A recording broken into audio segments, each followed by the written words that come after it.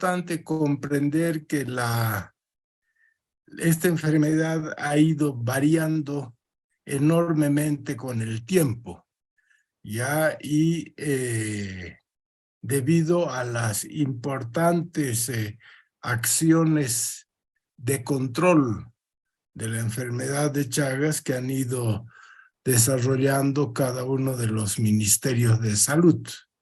Es así que, por ejemplo, en 1990 se calculaba que había no aproximadamente, sino más de 45,000 muertes por año debido a Chagas. ¿Ya? Para el 2006 se calculaba que había... ¿dónde está mi...?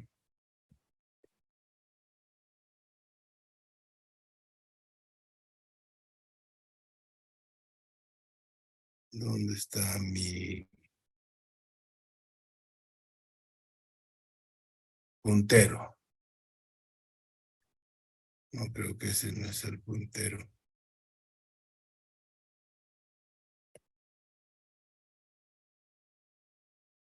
Aquí está.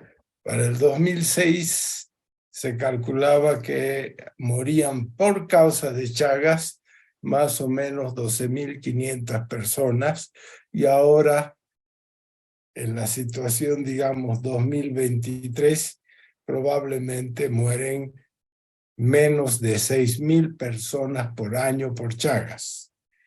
También la población infectada ha cambiado mucho. Ya en 1990, que cuando se hicieron los primeros aproximaciones numéricas, había 30 millones de personas infectadas. Para el 2006 se calculaba que habían 15 millones y para el 2023, si ustedes ven textos actuales, dice que hay 6 millones de personas infectadas en el mundo. Miren, para 1990 había una incidencia, es decir, una cantidad de nuevos casos por año de 700.000. O sea que cerca a 1 millón de personas nuevas infectadas con Chagas. Para el 2006, y eso debido al control vectorial, solamente 41.200, y actualmente se calcula unas 12.000 personas nuevas con Chagas, de las cuales además la mayor parte de esos casos nuevos de Chagas lo constituyen niños que nacen con Chagas congénito. Ya, o sea que eso es muy difícil de evitar, por lo tanto es lo que queda todavía de nuevos casos. El Chagas transmitido por el vector, por el triatomino, como habíamos visto en la clase anterior, ha ido disminuyendo enormemente. Y eso es un tema que ha cambiado y que no hay que seguir repitiendo cifras de años anteriores, ¿no? La población a riesgo en 1990 era de 100 millones y ahora evidentemente la zona endémica es aproximada, que la población a riesgo son 20 millones de personas. Hay países que han controlado ya, que ya no hay casos. Por ejemplo, en Chile ya no hay casos de Chagas nuevos, tal vez hay algún caso antiguo, pero no hay ningún caso de transmisión desde hace casi 15 o 20 años. Lo mismo sucede en Uruguay, donde la enfermedad de Chagas es casi una leyenda, ya no se ve mucho. O sea que ustedes ven cómo las acciones de control han permitido una mejora sustancial de la situación. Ya aquí tienen ustedes algunos datos para el 2022, ¿sí?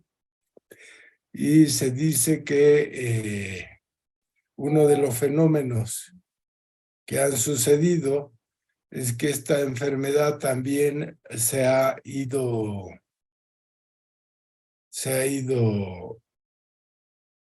extendiendo a otros territorios debido fundamentalmente a la migración de las personas, ya a Europa, a Estados Unidos, a Australia, a Japón. Ahora vemos casos de Chagas y eso debido a la migración. También ha habido un cambio dentro de los países endémicos importante, y es que mucha gente de áreas rurales ha migrado a las ciudades, y eso hace que la enfermedad de Chagas se convierta en una enfermedad sobre todo urbana. ¿Ya? Esta era el antiguo territorio, ya donde se ha descrito la presencia de Trypanosoma cruzi, que coincidía totalmente con la presencia, todo lo que está en rojo, con la presencia de los triatominos o vectores, y ese es el territorio que se ha reducido porque en muchos de los lugares ya no hay vectores. Por ejemplo, esto es en Bolivia, toda la zona roja que ustedes ven en este mapa constituía más del 50% del territorio boliviano.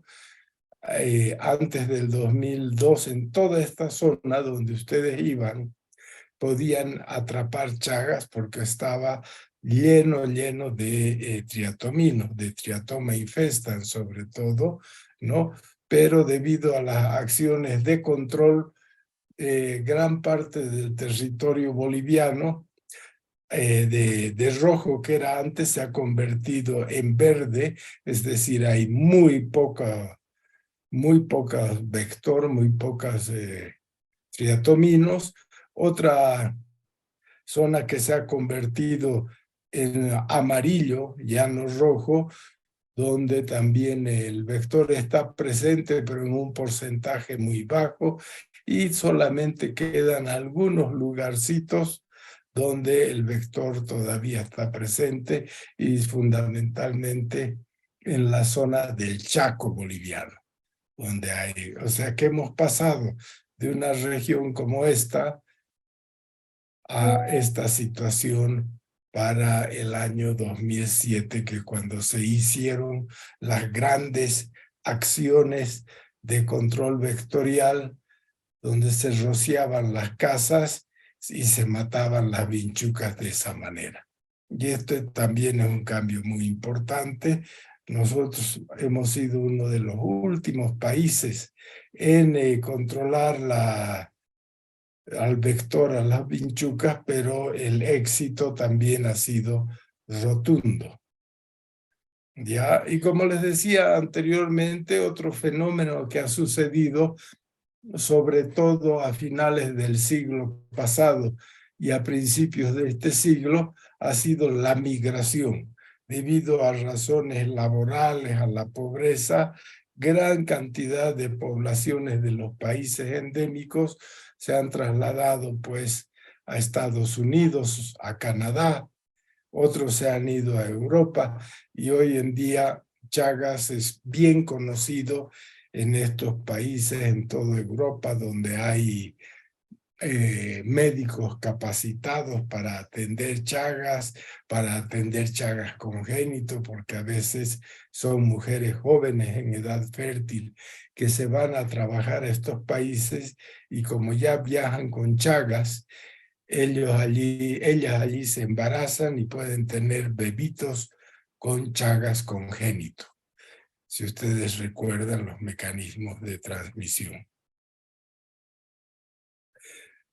Esto es solamente para ilustrar cómo ha ido cambiando el número de mujeres positivas, ha ido disminuyendo, ya ha ido disminuyendo en los distintos departamentos endémicos hasta ser mucho menor que antes, ¿no? Aquí, por ejemplo, en La Paz menos del 1%, en Cochabamba aproximadamente el 17%, y eso para el 2007. Esta es una enfermedad que ha sido, les llaman también la enfermedad silenciosa, la enfermedad de la pobreza, y evidentemente es una enfermedad de la pobreza porque está muy relacionada con las pésimas condiciones de la vivienda humana. Los triatominos se alojan donde la vivienda humana está mal construida, está hecha de adobes con huecos, no está revocada, el techo está abierto, entonces es el contexto social muy importante como una enfermedad de la pobreza. Y también la tendencia a la urbanización, mucha gente de origen rural del campo ha venido a los barrios aledaños, por ejemplo en la ciudad de Cochabamba, y se han instalado en esos barrios. A veces vienen con todos sus enseres, sus pertenencias, y ahí en esas pertenencias también pueden traer vinchucas que van a constituir un riesgo para la familia que se establezca allí. El ciclo de la vinchuca está representado en esta imagen. Ustedes tienen, por un lado, el vector, ¿sí?, que es el triatomino o vinchuca, y por otro lado tienen pues la enfermedad en los mamíferos y fundamentalmente en lo que nos interesa, que es el ser humano. Entonces el ser humano tiene tripomastigotes en la sangre. ¿Ya? La vinchuca sana, que para sobrevivir es hematófaga, chupa sangre, y al chupar sangre también va a chupar unos cuantos tripanosomas. En el intestino medio de la vinchuca anterior y medio, esos tripanosomas llamados tripomastigotes se van a convertir en epimastigotes. Estos epimastigotes se multiplican en el intestino medio y posterior de la vinchuca, y la vinchuca después de 1 o 2 meses termina eliminando en sus heces lo que se llama tripomastigotes metacíclicos. O sea que esta vinchuca, de ser sana de tripanosoma, al final termina siendo un vector porque elimina tripomastigotes metacíclicos en sus heces. Si las heces de la vinchuca penetran por alguna erosión, una lesión, o por la conjuntiva ocular, ingresan los tripomastigotes metacíclicos, ya ingresan, llegan a las células, a los macrófagos, a las células miocárdicas, a los miocitos, y dentro de las células se van a convertir en amastigotes, y estos amastigotes, cuando han llenado la célula, se rompe la célula, los amastigotes salen y se convierten rápidamente salen, llegan a la sangre y se convierten rápidamente en tripomastigotes que pueden invadir otras células. Y este ciclo de amastigotes y tripomastigotes se repite muchas veces. Los tripomastigotes, algunos de ellos llegan a la sangre, viene la vinchuca, pica y el ciclo se mantiene. Entonces nosotros podemos decir que en los triatominos lo que se encuentra son, por un lado, epimastigotes, que son formas de multiplicación del el Trypanosoma cruzi y tripomastigotes metacíclicos, que son las formas infectantes y que se encuentran en las heces de la vinchuca. Y en el ser humano u otros mamíferos encontramos en primer lugar los amastigotes, que son formas de multiplicación intracelular de Trypanosoma cruzi, y por otro lado tenemos los tripomastigotes sanguíneos, que son las formas que pueden infectar, ya sea infectar al triatomino, a la vinchuca, pero también que son capaces de atravesar la placenta en una mujer embarazada y infectar al feto. Ese sería el resumen, el ciclo de Trypanosoma cruzi. ¿Sí? ¿Cómo se va a transmitir entonces la enfermedad de Chagas? Uno, hoy en día menos importante, pero en el pasado muy importante, es la transmisión vectorial por las heces de triatominos infectantes, que ya hemos explicado por qué se ha reducido enormemente, porque se ha matado a las vinchucas.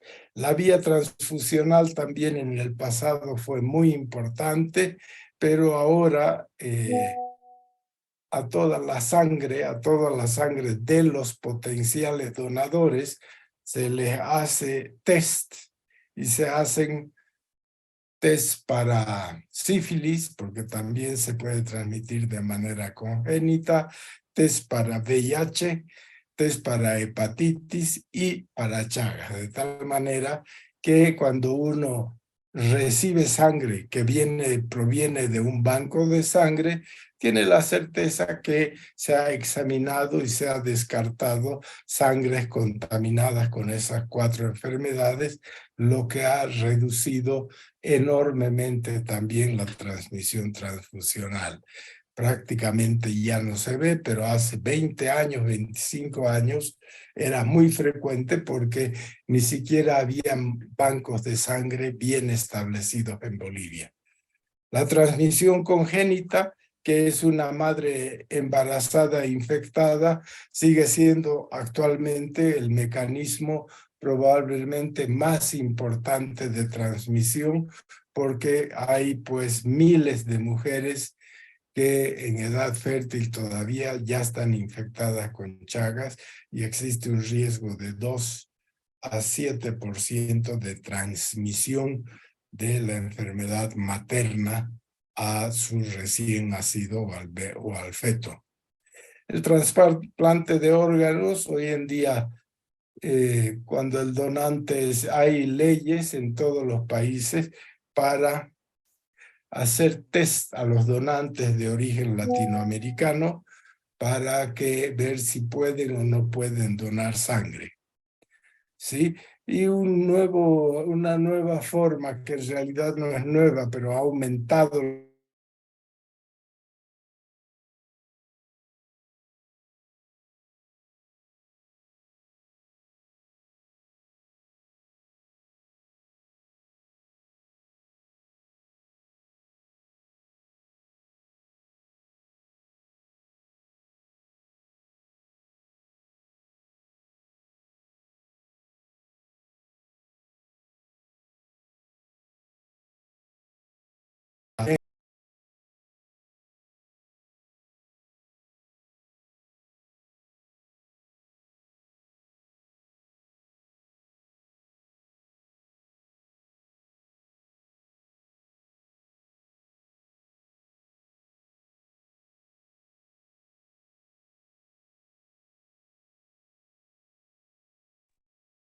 ¿Qué ha pasado?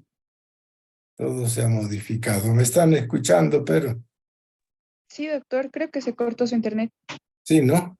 Vamos a volver a conectar. Sí, se cortó. Bueno, les decía que la transmisión oral es un mecanismo de transmisión Ustedes pueden leer en internet transmisión oral de la enfermedad de Chagas y van a ver que ha habido brotes de transmisión oral en varios países, en el Brasil sobre todo, en la zona amazónica, en Bolivia, en la zona amazónica, en Colombia, en Venezuela. Es un mecanismo de transmisión y también de manera escasa hay casos de accidentes de laboratorio. Cuando se cultiva a los parásitos, los laboratoristas podrían sufrir un pinchazo y de esa manera contaminarse. La transmisión vectorial ya hemos explicado y posteriormente vamos a ver las características de los que son cuando veamos artrópodos de importancia médica. Vamos a hablar de este vector que es los triatominos o vinchucas, que como ya hemos dicho son hematófagos, chupan una importante cantidad de sangre y muchas veces cuando su abdomen está lleno de sangre, su estómago está lleno de sangre, han chupado tanta sangre que van a defecar y es en las heces de los triatominos que se encuentran los tripomastigotes metacíclicos que pueden ingresar a la persona ya sea por la piel, si tiene alguna escoriación, alguna lesión, que a veces es suficiente con un pequeño rascado, pero que también podrían ingresar por las mucosas, sobre todo la mucosa conjuntiva, la conjuntiva ocular. ¿Sí? No vamos a hablar mucho ahora de la vinchuca porque después hay una clase dedicada exclusivamente a la vinchuca, pero ustedes deben saber que hay más de 100 especies de vinchucas. Nosotros le llamamos vinchuca, el término científico es triatominos, ¿de acuerdo? Y los más importantes de sus géneros es Triatoma, Rhodnius y Panastrongylus, y de cada uno de ellos hay varios géneros, ¿no? La característica de la vinchuca es que tiene hábitos hematófagos prácticamente desde que salen del huevo de su madre, ¿sí? Y para crecer, las vinchucas necesitan alimentarse de sangre. Y si han picado a una persona que tiene tripomastigotes en la sangre, pues se van a infectar y van a poder transmitir la enfermedad, ¿sí? Aquí está ese hecho que es bien importante, es que van a defecar muchas de ellas inmediatamente después de alimentarse y ahí depositan los parásitos en la piel de una persona. Vean ustedes, hay especies del domicilio, es la que nosotros tenemos, Triatoma infestans, es la predominante en Bolivia, aunque ya les he dicho que ahora ha disminuido mucho. En otros países hay Rhodnius prolixus y en otros países hay Panastrongylus megistus. Hay especies que viven alrededor del domicilio, en los corrales, en árboles frutales alrededor del domicilio. Tienen aquí algunas especies y hay otras que son totalmente silvestres, que viven pues en las bromelias, que viven en las palmeras, ¿ya? Y ahí se alimentan de la sangre de animales que viven también en esos ambientes, como ser algunos roedores, ratas, ratones, también aves, porque les gusta también la sangre de las aves, aunque a ellas no les produce, como ya habíamos visto, no les produce la enfermedad. Y hay otras especies como Triatoma proctata, platensis, rubrovaria, que son las especies silvestres de los triatominos. Si ustedes se van a lugares donde hay palmeras ya que es en general en el campo, y examinan las palmeras y ponen trampas para capturar triatominos, van a encontrar que sí, evidentemente ahí hay triatominos. Ya esta es una hermosa foto de una vinchuca adulta, ¿sí? De acuerdo, los adultos son alados, tienen alas y tienen capacidad, una limitada capacidad de vuelo. No vuelan mucho, primero porque son pesaditas, sobre todo cuando han comido, pero ayudadas por el viento podrían volar. Y miren la poderosa trompa para chupar sangre que tienen, ¿no es cierto? Aquí tienen una vinchuca hembra. Aquí viene un estado ninfal. Los triatominos tienen 5 estadios ninfales y cada que cambian de estadio ninfal, del primero al segundo, al tercero, al cuarto, al quinto y hasta llegar a adultos, van a cambiar un poco su caparazón externa que se llama la exuvia. Ya aquí ven un triatomino, Triatoma infestans de quinto estadio ninfal. El próximo y no tienen alas, su característica es que no tienen alas. Cuando son ninfas, las alas aparecen en los adultos, como este, por ejemplo, ya donde ustedes ven las alas que están plegadas en el dorso, ¿sí? Estos son los huevos, que tienen 2 a 3 milímetros, observables a simple vista y en práctica seguramente les van a mostrar para que ustedes puedan reconocer. Ya aquí están viendo ustedes los huevos, la vinchuca adulta, hembra, y estas son las exuvias, que son lo que ha perdido la ninfa antes de convertirse al siguiente estadio, ¿no? Es como las víboras, ¿no es cierto? Que les sale la piel y pierden su piel y les sale piel nueva. Aquí también exactamente sucede lo mismo, ¿ya? Hay muchas especies y se puede diferenciar las especies. Esto no preguntamos para identificar. Lo que más nosotros hablamos es sobre todo de Triatoma infestans, que es el que hay en Bolivia.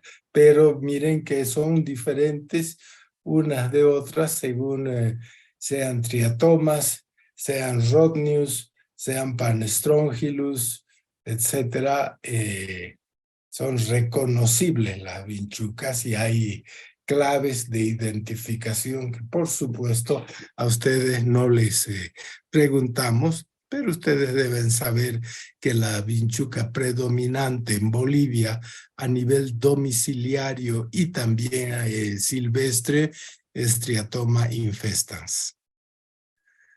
Ya, y según los países, como ustedes pueden ver, en el Brasil, Panstrongylus magistus en esta zona de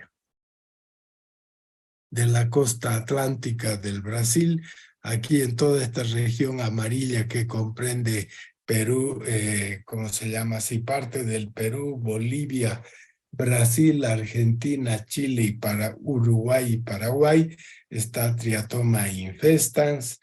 En el norte de Sudamérica está, ¿cómo se llama esto? Rhodnius prolixus y Triatoma dimidiata. Como hemos hablado ya, la transmisión transfusional es rara debido a que hay un control riguroso, estricto y que se debe cumplir por ley. Entonces ya hoy en día todos los bancos de sangre de Latinoamérica hacen un control estricto de la sangre donada o de los donadores para evitar ese mecanismo de transmisión. Entonces se hace un control serológico de la sangre ya no solamente para la enfermedad de Chagas, sino para VIH, para hepatitis y también para sífilis. ¿Ya? Y se va a certificar en esta especie de sello qué exámenes se han hecho y si son todos negativos. Entonces uno puede saber si la sangre que le están dando es una sangre limpia de enfermedades, al menos de las que se testean. ¿Sí? La transmisión congénita, esa es la forma predominante actualmente de transmisión, porque todavía debe existir en América más de 1 millón de personas, mujeres, con tripanosoma cruzi, con enfermedad de Chagas y todavía en edad fértil, y ellas pueden transmitir, acá dice entre 1.6 a 9.8 por ciento de las mujeres infectantes, de las mujeres gestantes son infectadas. ¿No es cierto? O sea que a ella podrían dar una transmisión congénita y nacen bebés regularmente en todos los hospitales, nacen bebés con Chagas. Para detectar a esos bebés, primero hay que hacer la serología a la madre, serología para Chaga a la madre. Si la mamá es cero negativa, no hay problema. Su bebé no tendrá Chagas en todo caso.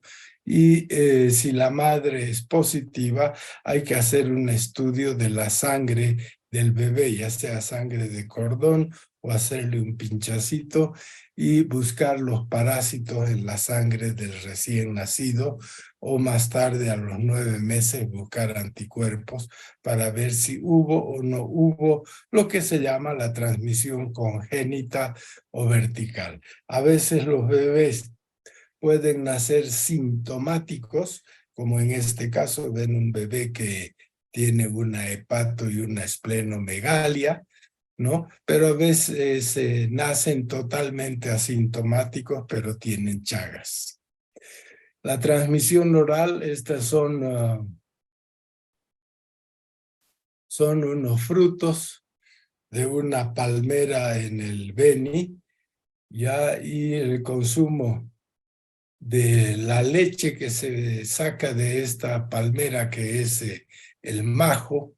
Las leches se han visto que podrían estar a veces contaminadas con triatomino y por lo tanto con tripanosoma cruzi, y en Bolivia hubo una pequeña epidemia de Chagas agudo por transmisión oral debido al consumo de leche de majo en la zona de Ribera Alta, Guayaramerín, en esa región. ¿Sí? Y finalmente otros modos de transmisión que son muy excepcionales son los accidentes de laboratorio, los trasplantes de médula ósea. Bueno, es conocido que la enfermedad de Chagas en más del 50%, en el 60% de los casos, no tiene consecuencias en la vida de la persona. Y una persona que se ha infectado a los 3, 4, 5 años de edad puede morirse de cualquier otra cosa a los 70 años sin que la enfermedad se hubiera desarrollado. Pero hay un 30-40% de las personas infectadas que van a desarrollar daño, ya sea cardíaco o digestivo. ¿Y a qué se debe ese daño? En primer lugar, a la acción directa del parásito del Trypanosoma cruzi. Hemos visto que el Trypanosoma cruzi penetra dentro de las células, se convierte en amastigotes, producen una inflamación importante alrededor de la célula infectada y van a romper la célula van a romper, van a alisar la célula y eso sería la lesión directa por el Trypanosoma cruzi, que significaría pues que las células son destruidas, por ejemplo, las células miocárdicas, y si eso es una cosa permanente y que dura un largo tiempo, al final muchas células muertas, el tejido va a ser reemplazado por tejido fibrótico. También otra de las daños, otra de las causas de la patogenia o del daño es la respuesta inmune que el organismo, la respuesta inflamatoria e inmune que es inducido por la presencia del parásito. ¿Sí? Cuando un órgano está infectado, el organismo trata de defenderse produciendo inflamación y produciendo respuesta inmune, y esa respuesta inmune también puede ser causa de daño. También se ha observado que hay alteraciones del sistema nervioso autónomo, es por eso que hay daños importantes en la conducción cardíaca, pero también en la conducción del impulso nervioso a nivel intestinal. Y durante algún tiempo se ha pensado que el Chagas era una enfermedad autoinmune, pero hoy en día digamos que esta causa de la patogenia es considerada como un fenómeno menos importante y secundario. Y también produce lesiones microvasculares, siendo estas tres primeras causas las que explican en realidad casi en su totalidad el daño que es producido por el Trypanosoma cruzi, donde el parásito juega un rol muy importante al producir lesión directa, al producir una respuesta inmune del huésped y alteraciones del sistema nervioso. Por lo tanto, sí es cierto que el parásito produce sobre todo esto. Una de las cosas que ha cambiado mucho actualmente es que para limitar el daño, para limitar la patogenia, hay que tratar a las personas con Chagas para reducir o eliminar a los parásitos presentes. Esta es la historia natural de la infección por T. cruzi. Primero, el ingreso del parásito por los mecanismos que ya hemos explicado, heces de las vinchucas, transfusiones, vía oral, vertical, etcétera. Hay un periodo de incubación que puede variar entre 7 días y un mes. Y una vez que ha pasado el periodo de incubación donde los parásitos se instalan en el organismo, se describen dos fases. Una fase aguda, que son los primeros meses de la persona infectada, digamos los 6 primeros meses, y esa fase aguda desde el punto de vista clínico puede ser asintomática, la mayoría de los casos, o puede ser sintomática, con una serie de síntomas que vamos a ver inmediatamente.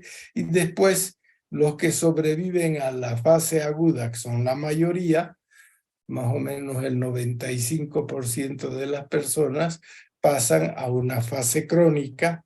Y en la fase crónica hay mucha gente, como ya hemos dicho, que no tiene daño aparente y que puede vivir sin sufrir ningún problema hasta la edad en que se mueran por otras causas, pero también un porcentaje de más o menos 30% que van a desarrollar la forma cardíaca de la enfermedad con daño en el miocardio, o la forma digestiva con megaórganos, megaesófago, megacolon, y otras formas que son, por ejemplo, la forma nerviosa de la infección.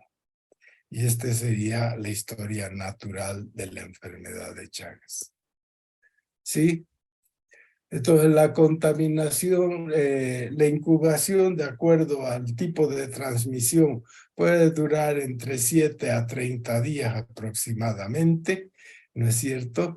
Y esta fase aguda se caracteriza por la presencia de gran cantidad de parásitos en la sangre, que pueden ser detectados por técnicas parasitológicas directas.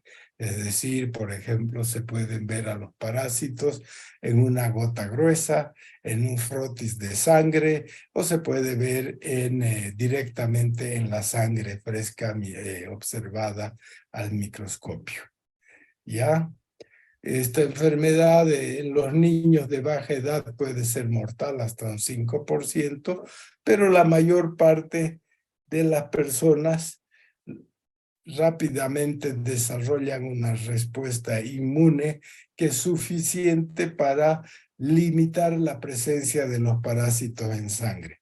Aquí están viendo una niñita que, si ustedes ven, tiene un ojo hinchado y seguramente si palpamos los ganglios preauriculares son palpables, y esto es lo que se llamó el signo de Romaña, que está descrito como una lesión que afecta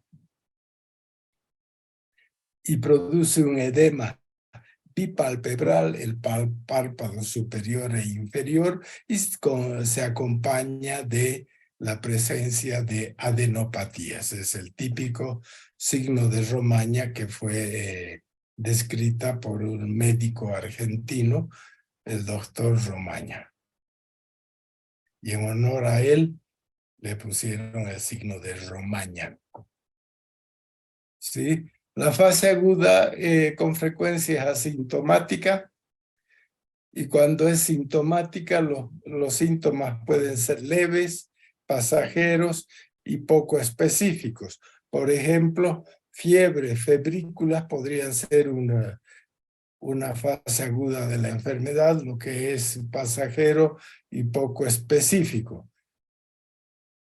Ya, por ejemplo, acá ustedes ven esta persona, ya, en la infección aguda tiene fiebre que dura aproximadamente unos 20 o más días, ¿no? Y que se desarrolla en la fase aguda de la enfermedad, y después de un tiempo, cuando ya hay una respuesta, la temperatura vuelve a sus niveles normales. Ya no hay más fiebre, pero la fiebre en una casa donde hay vinchucas y en un niño que tiene fiebre no explicable por otras razones, podría hacer que se busque la posibilidad de que tenga un Chagas agudo. Esta es una niña que tiene la hinchazón, el signo de Romaña y la presencia de adenopatías preauriculares. Aquí si se palpan los ganglios linfáticos, van a ver que ustedes encuentran una serie de ganglios linfáticos palpables, en general no dolorosos. Este chiquito lo que tiene es un signo de Romaña, y aquí este ojito está bien, está normal, y esto indica que el parásito ha penetrado por la conjuntiva ocular. Ven ustedes, esta es su facultad, la Facultad de Medicina.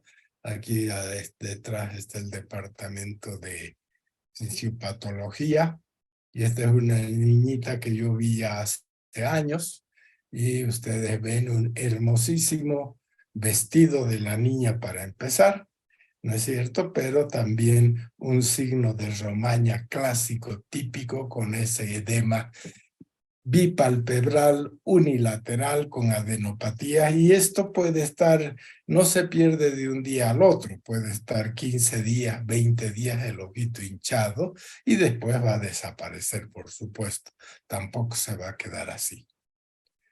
Ya, pero es indicativo de tratamiento urgente, porque el tratamiento urgente no va a solamente eliminar esto, sino otros daños que se pueden estar instalando en esta persona.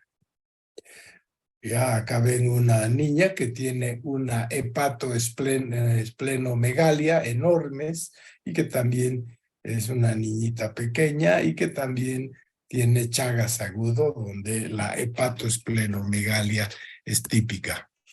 Esto es cuando la vinchuca ha picado en otra parte del cuerpo.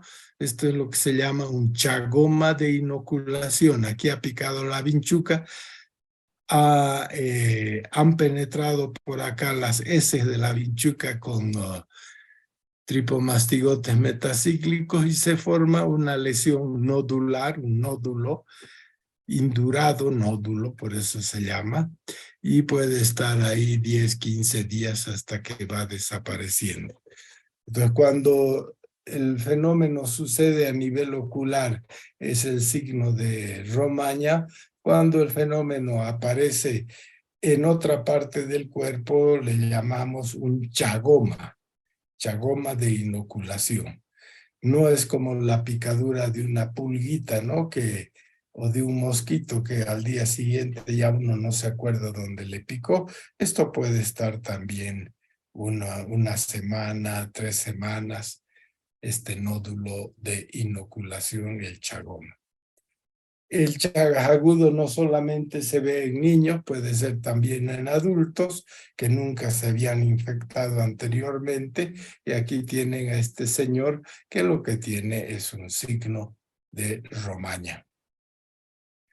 Ya el Chagas congénito, que ya hemos dicho que la transmisión transplacentaria o transmembranaria de la infección materna al recién nacido puede transmitirse al recién nacido en un 2 a 5 o 7% de las madres infectadas transmiten, y en este caso es una parejita de recién nacidos, de mujercitas que tenían Chagas congénito. A veces, en el caso del Chagas congénito, los recién nacidos pueden parecer en perfecto estado de salud, pero están infectados y a veces están muy, muy enfermitos. Ese es otro mecanismo de transmisión. ¿Sí? Y en el Chagas agudo, en el Chagas congénito, es un Chagas agudo del recién nacido que ha adquirido la enfermedad en el útero materno, pero desde el punto de vista clínico es un Chagas agudo.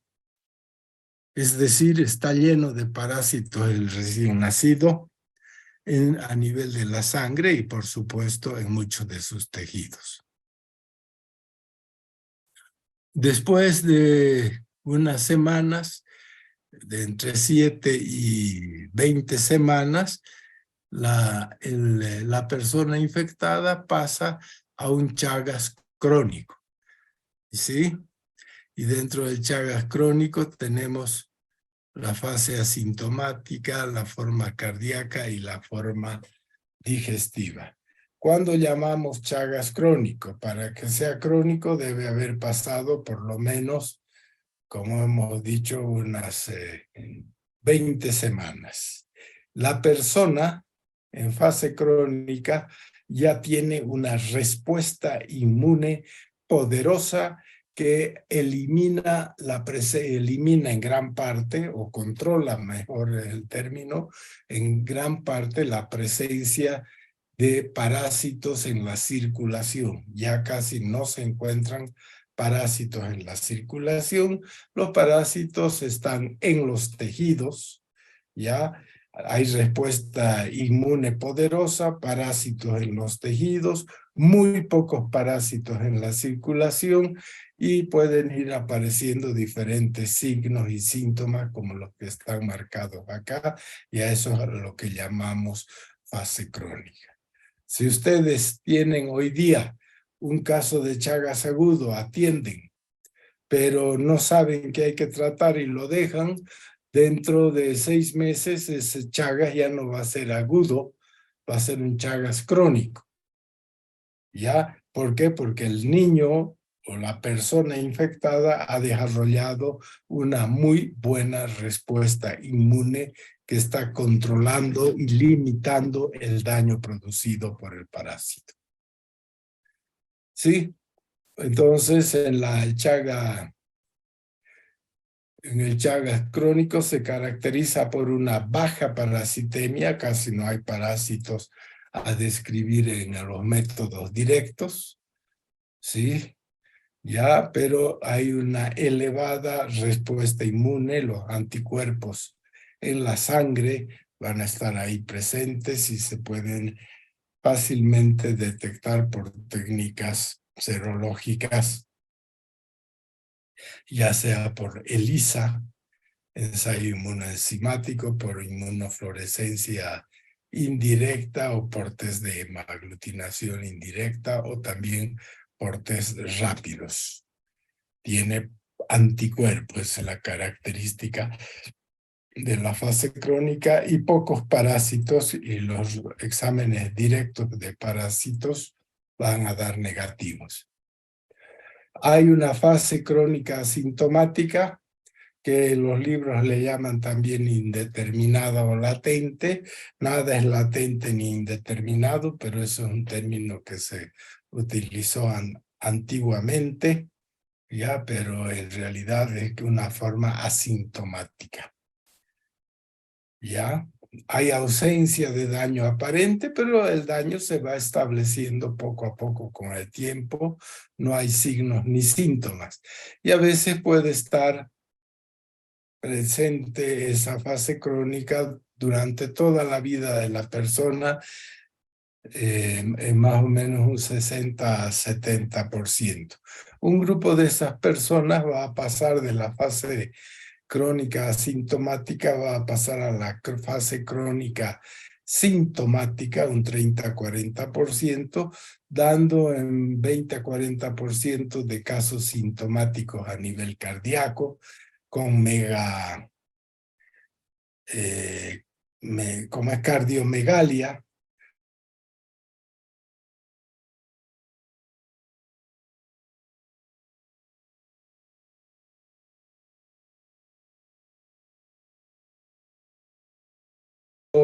y el colon, dar problemas de esófago y de colon. Acá tienen ustedes una persona que tiene una gran cardiomegalia. Vean, el corazón prácticamente está llegando hasta la parrilla costal, ¿no? Normalmente, si ustedes recuerdan en anatomía, el corazón viene más o menos por acá en la radiografía. En este caso está extendido, hay una cardiomegalia que va hasta la parrilla costal, y de igual manera acá, este es un enorme corazón que tiene esta persona, y se dice que esto es el tamaño normal de un corazón, que no tiene chagas o que no es sintomático, y como ese corazón en una persona con cardiopatía va a venir y pues va a ocupar toda esta región, dando un cuadro a la larga de insuficiencia cardíaca congestiva grave y muchas veces mortal, con muerte súbita, porque el corazón es tan grande y tan delgadito que se pueden haber aneurismas cardíacos. Acá ven ustedes el intestino. Este es un megacolon. Ya vean de grueso que es, de ancho más que grueso, ancho, ¿no es cierto? Un megacolon. Acá tienen un megacolon que a la vez ha tenido un vólvulo, entonces se ha torcido, hay mala irrigación, y por eso esa coloración del megacolon, que es un poco por falta de buena y correcta irrigación. Esta es una radiografía de contraste donde se ve el diámetro del colon, que está compactado con heces, ¿no? Esta persona que tiene esto no va pues al baño durante una semana, durante a veces un mes o más tiempo, ¿no es cierto? Está compactada las heces porque el intestino, el colon, que ha perdido su sistema de conducción autónoma, pues se va poco a poco, se va poniendo perezoso, no funciona bien, y se van a acumular en el colon las heces, dando un estreñimiento continuo pertinaz severo. La única solución para esto es una cirugía para sacar la parte dañada del colon. También puede afectar el esófago y ustedes van a tener lo que se llama un megaesófago. Los alimentos no pueden pasar bien, ya son retenidos a nivel del cardias y la persona va a tener eructos, regurgitaciones. Cuando se agacha se van a salir los alimentos que no pasan bien por el esófago, un megaesófago. Esto ya hemos visto anteriormente. Aquí ven del colon en una autopsia, este megacolon enorme observado en una autopsia. ¿Sí? Bueno, eso es sobre la clínica de la enfermedad de Chagas. Tampoco es tan difícil. Y la enfermedad de Chagas, por tener una importante cantidad de personas que son asintomáticas, se utiliza métodos de laboratorio para confirmar que una persona tiene Chagas, y aquí tenemos el diagnóstico de laboratorio de la enfermedad de Chagas. Se puede hacer buscando parásitos o se puede hacer buscando anticuerpos. Entonces el diagnóstico puede ser parasitológico o inmunológico. El diagnóstico parasitológico se hace cuando hay parásitos en sangre, que como ya hemos dicho es la primera fase, el Chagas agudo da diagnóstico parasitológico positivo. Los parásitos están en gran cantidad en la sangre y se los puede observar por distintas técnicas. Y el diagnóstico inmunológico es en el Chagas crónico, cuando ya han pasado meses, semanas, meses o años de la infección aguda, ya no hay parásitos y sí hay una respuesta inmune poderosa de la persona infectada y se hace diagnóstico parasitológico. Entonces, si ustedes ven en este gráfico, en la fase aguda de la infección, no me acuerdo si hay uno, así aquí está. En la fase aguda, aquí es el momento de la infección, y en la fase aguda de la infección hay gran cantidad de parásitos que son detectables por las técnicas directas, y el diagnóstico entonces es parasitológico. Ya hay poca respuesta inmune, a veces es negativa y no se detecta. Mientras que en la fase crónica, los parásitos, debido a la respuesta inmune, han disminuido, a veces son detectables, a veces no, por algún tipo de técnica, pero en general casi siempre es negativo por los métodos directos, pero hay una poderosa respuesta inmune de anticuerpos inmunoglobulinas G que perdura toda la vida. Entonces en el Chagas crónico hay que buscar anticuerpos por métodos serológicos.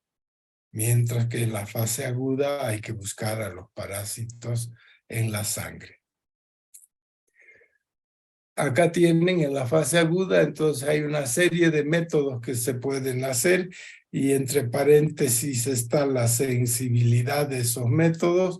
El examen en fresco seriado tiene una sensibilidad de 24%.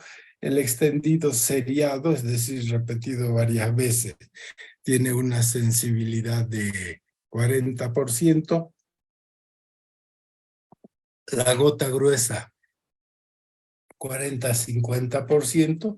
El micrométodo, que es el método que todavía actualmente más se utiliza porque es simple y rápido, es 90-95% de sensibilidad en el Chagas agudo.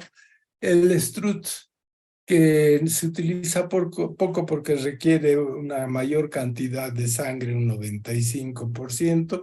El seno diagnóstico ya no se utiliza para nada, o sea que aquí le pueden poner ustedes una X, porque es una técnica cara, molestosísima para el paciente, que hay que hacerle picar con vinchucas, esperar entre 30 y 90 días para examinar a las vinchucas. Ya no se utiliza el seno diagnóstico y el hemocultivo tampoco se hace por el tiempo que toma en hacer el diagnóstico y lo caro que es. Entonces, en fase aguda, ¿qué recursos tenemos?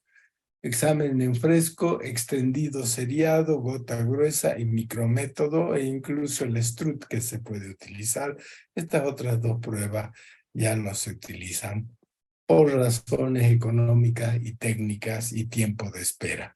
Y en la fase aguda no hay anticuerpos todavía, no hay buenos test de serología e inmunoglobulina M, que son técnicas de primo infección, de infección reciente, no se han desarrollado test. Entonces las pruebas serológicas tienen poca utilidad en el Chagas agudo. Esto es lo que acabamos de decir, pero con un poco más de detalles. Esta es la técnica del tubo capilar. Se toman 4 tubitos capilares, se los llena de sangre más o menos hasta 2/3. Sí, son tubos heparinizados, se centrifuga, se los tapa bien, se centrifuga y normalmente los parásitos se observan entre el Baficot que se forma y el plasma del paciente. Ahí se van a ver los parásitos móviles al microscopio, por supuesto. Ya es la técnica que más se utiliza para el diagnóstico de la sospecha de un Chagas agudo o también de un caso de Chagas congénito en el recién nacido. ¿Sí? Aquí ese mismo tubito se lo ha colocado en este portaobjetos para examinar y se va a examinar en esta región con el microscopio para ver si hay parásitos moviéndose. Y con un aumento de 40% del microscopio, con un objetivo de 40, se va a observar fácilmente los parásitos. La gota gruesa y el extendido son también fáciles de hacer. Hay que hacer una tinción de IEMSA y observar minuciosamente muchos campos para ver si se encuentran o no las formas circulantes del parásito, que como ya hemos dicho, son los tripomastigotes, ¿no? Y ahí van a observar estos que son tripomastigotes. Aquí ven los glóbulos rojos y aquí este parásito típico con su núcleo y su kinetoplasto. De igual manera acá, ¿no? El kinetoplasto y el núcleo en otra muestra, y eso evidentemente, si ustedes ven, ya saben que la persona tiene Chagas agudo, ¿no? Esto es otra muestra donde hay varios parásitos observables. El seno diagnóstico, que ya hemos dicho, hay que ponerle cruz porque ya nadie hace prácticamente. A veces se hace seno diagnóstico en los mamíferos animales para investigación, pero en las personas ya no se utiliza esta técnica, que hace 30 años era la técnica más importante. Sí, había incluso en la Facultad de Medicina y en la Facultad de Tecnología un laboratorio donde se criaban vinchucas para hacer senodiagnóstico, pero hace más de, sí, prácticamente unos 30 años que ese laboratorio se cerró. ¿Sí? Es complicado el senodiagnóstico, las vinchucas que han chupado sangre, después de 30, 60 o 90 días, hay que hacerlas defecar, y al hacerlas defecar se va a observar en sus heces a los tripomastigotes metacíclicos. Si existen, quiere decir que ellos provienen de la sangre que han chupado de la persona. El diagnóstico inmunológico, evidentemente, al haber hoy día, sobre todo casos de Chagas crónico y pocos casos de Chagas agudo, el diagnóstico inmunológico es el más importante y consiste en la búsqueda, en el caso de Chagas crónico, de anticuerpos inmunoglobulinas G, que se pueden hacer por varios métodos. ¿Sí? Ya, entonces en el Chagas crónico, diagnóstico serológico o inmunológico, y la Organización Mundial de la Salud recomienda que se hagan al menos 2 y si posible 3 pruebas serológicas que den un resultado concordante para no decirle a alguien que tiene Chagas con un solo examen, porque a veces hay falsos positivos. Entonces, para estar seguros hay que utilizar al menos 2 y si posible 3. Ya tienen una sensibilidad del serodiagnóstico o diagnóstico serológico de 98 a 99%. Hay muchas técnicas para el diagnóstico serológico. Ustedes tienen una técnica que se utilizó a principios del siglo pasado, que ya no se usa más, la fijación del complemento. Estos que están en rojo son las técnicas que todavía se usan: hemaglutinación indirecta, inmunofluorescencia indirecta o IFI, ensayo inmunoenzimático o ELISA, y aquí ustedes tienen las fechas en que se crearon estas diferentes pruebas, y una última prueba que tiene una veintena de años son las pruebas rápidas o llamadas pruebas inmunocromatográficas, que también son muy buenas. ¿Sí? La OMS reconoce actualmente 3 pruebas convencionales: la inmunofluorescencia indirecta, IFI, la hemaglutinación indirecta y el test ELISA como las pruebas convencionales para el diagnóstico de Chagas. Esta es una inmunofluorescencia indirecta positiva. Los parásitos, que en este caso son epimastigotes, están bien teñidos con la fluoresceína, utilizando una tecnología que es bastante simple. Y si alguien tiene este espectro microscópico en el microscopio de fluorescencia, uno dice sí tiene Chagas, mientras que este aspecto de los parásitos que no han captado a la fluoresceína es negativa. Entonces, una prueba positiva, una prueba negativa. Aquí ustedes ven el ELISA, todos estos son negativos y estos dos de acá son positivos, pero esto hay que leer en un lector de ELISA que da la densidad óptica para no equivocarse. Y esta es la hemaglutinación. Cuando se forma esta especie de manto en el fondo, son las pruebas que son positivas, y cuando se forma un botón es que los glóbulos rojos se han depositado pasivamente en la zona más baja de la placa. Esto es negativo, todo lo que se ve en un puntito, y estos son positivos, lo que se ve una especie de manto. Y las pruebas rápidas, que todos ustedes ahora conocen los principios de la prueba rápida, porque para el COVID todos se han aprendido a autohacerse el test, o se los han hecho y les han mostrado el resultado, pero estas pruebas rápidas ya existían pues desde prácticamente a principios de este siglo para otras enfermedades, en este caso para Chagas, ¿no es cierto? Y también para muchas otras enfermedades, leishmaniasis, etc. Entonces, en el Chagas crónico hay que hacer un diagnóstico serológico que debe ser confirmado por 2 pruebas serológicas que den resultados similares. Y pasamos de esa manera ya al tratamiento de la enfermedad de Chagas. Hay un medicamento que data ya de los años 70, que es el Bensnidazol y que ha sido producido por varias diferentes fábricas. Hay, por ejemplo, este Bensnidazol que fue producido por una fábrica en el Brasil y que se llamaba Bensnidazol La Fepe.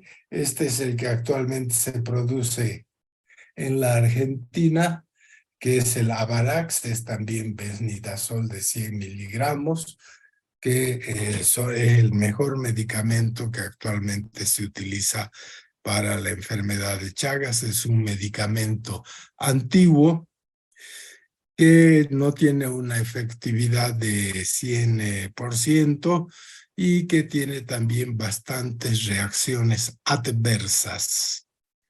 Y el otro medicamento que data todavía antes del Bensnidazol es el Nifurtimox, que también recibe el nombre de Lampit. Este Lampit es del nombre comercial que ha sido y sigue siendo producido por Bayer, y que también algunos países utilizan mucho este medicamento. Igual tiene efectos adversos relativamente importantes. Y finalmente, la prevención de la enfermedad de Chagas. Uno es la búsqueda y eliminación sistemática de las vinchucas, de los triatominos, en el domicilio de la persona y sobre todo, por supuesto, en el dormitorio. El rociado sistemático para eliminar a las vinchucas. Y por otro lado, hay que hacer el control de la mujer infectada. Eso sería todo.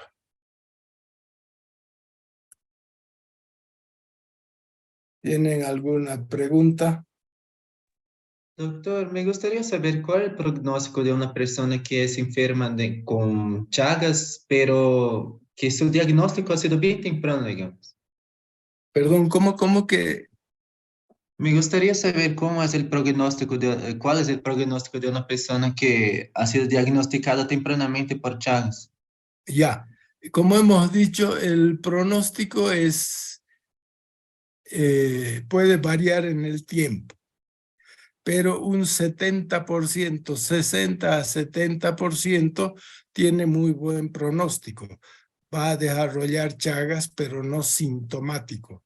No va a tener ni daño ni cardíaco ni digestivo.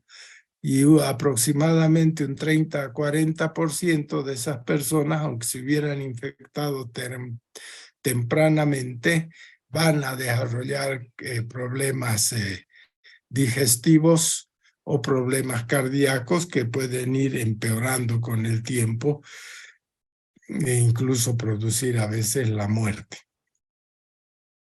¿De acuerdo?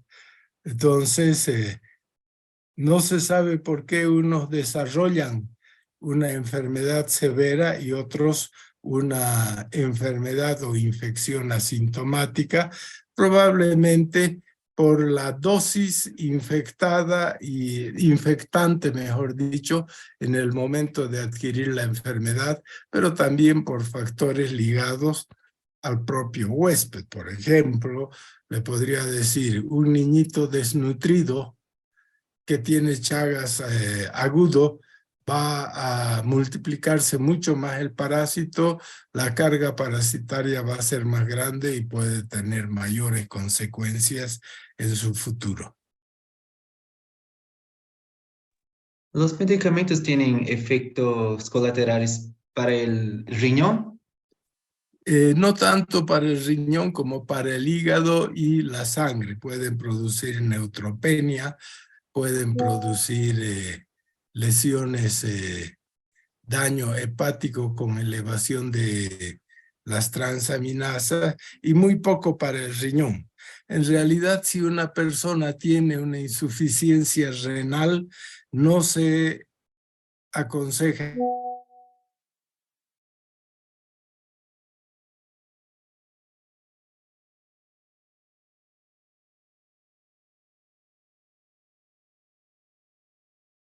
eliminan los metabolitos por el riñón. Doctor, ¿el control del vector de Chagas es más sencillo que del de leishmaniasis? Claro, porque en el caso de Chagas se hace el control en el domicilio. Se rocía el domicilio de las personas. En el caso de la leishmaniasis, el flebótomo no vive en el domicilio. El flebótomo vive en el peridomicilio y en la selva. Y rociar los peridomicilios es mucho más complicado, ¿sí? Porque pueden ser enormes extensiones, y la selva, por supuesto, los lugares de monte, selva, no se pueden rociar por el costo importantísimo y la poca eficacia. Entonces, el control vectorial de leishmaniasis es difícil porque los vectores, los flebótomos o luxomias, viven no dentro de la casa, sino en el peridomicilio o en la selva, mientras que la lucha contra los triatominos es en el sitio donde pican, que es dentro de la casa. Por eso les hablaba de la casa enferma. La casa enferma es una casa que tiene vinchucas. Gracias, doctor. ¿Algo más? Doctor, perdón, una pregunta. ¿El signo de Romaña aparece en la fase crónica o en la fase aguda? En la fase aguda, ya después de unos 10 días de que le ha picado la vinchuca, ha inoculado mediante sus heces al parásito, unos 10 días aparece el signo de Romaña, ¿no? Que hemos dicho que puede durar 3 semanas, 4 semanas, en plena fase aguda. En la fase crónica no hay signo de Romaña. ¿Ya? Es de fase aguda. Ya, y doctor, una pregunta más. Lo que es el Chagas crónico, ¿aparecen las cardiopatías cuando el Chagas crónico es sintomático? Claro. La cardiopatía es un daño cardíaco que poco a poco se va manifestando por síntomas. O sea, cardiopatía quiere decir daño en el corazón. Y ese daño se manifiesta en el momento en que se rompe el equilibrio entre enfermedad y estar sano. ¿No es cierto? Mayor daño, más sintomatología. Menor daño, a veces el organismo puede compensar y la persona, aunque tenga un pequeño daño cardíaco, no va a sentir nada porque el daño cardíaco es pequeño y el organismo es capaz de compensar ese pequeño daño y la paciente o el paciente no siente nada. Pero cuando se rompe ese equilibrio y el daño empieza a ser mayor, empieza a tener manifestaciones clínicas, es sintomático entonces. Está bien, doctor. ¿Y a qué se refirió cuando dijo chagásico, doctor? Chagásico es el término para decir que alguien tiene el parásito Trypanosoma cruzi en su sangre. Eso es chagásico. A muchos no les gusta el término, pero es un chagásico, ¿no? Como la persona que tiene VIH. Algunos dicen que es muy feo utilizar el término sidático, pero bueno, se entiende más que explicar, es la persona que tiene Trypanosoma cruzi en sus tejidos, es un chagásico. O sea, toda persona infectada con Trypanosoma cruzi es un chagásico. Y si alguien no tiene Trypanosoma cruzi, no es chagásico. ¿Sí? Está bien, doctor. Muchas gracias. ¿Algo más? Yo tenía una duda. Sí, ¿Es posible que una persona contraiga Chagas si es que consume carne de un mamífero que igual tiene Chagas? sí, eso es posible, pero tiene que ser carne cruda. O por ejemplo, cuando comen algunos roedores pequeños o conejos o cuis, los cuis muchas veces en la casa de los cuis había antes, ahora mucho menos, muchas vinchucas, porque evidentemente los cuis duermen y las vinchucas salen y chupan sangre. Entonces los cuis pueden tener gran cantidad de tripanosomas en su sangre y al desollarlos, al matarlos, si ustedes lo hacen sin protección y tienen una lesión en sus dedos, una pequeña lesión, puede penetrar por ahí el parásito. O sea, la carne cruda o el manejo de roedores pequeños puede ser un mecanismo de transmisión de la enfermedad, que antes probablemente era mucho más frecuente que ahora, pero posible es totalmente. Ya, está bien, gracias.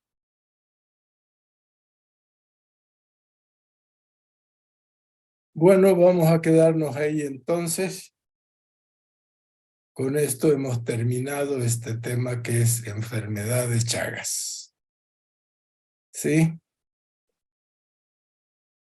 Muy bien, hasta la próxima clase que tengan conmigo, que, a ver, voy a ver, yo tengo que dar, hoy día es 26, el 3 de mayo voy a darles toxoplasmosis,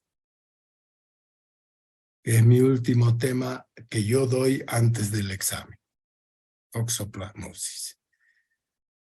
Bueno, buenas tardes a todos.